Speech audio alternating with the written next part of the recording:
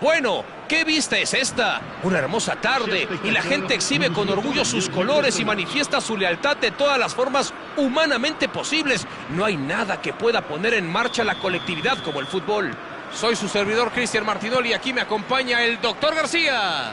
Señor Martinoli, estoy sumamente contento de andar junto a usted, comentando y narrando este grandísimo partido de fútbol.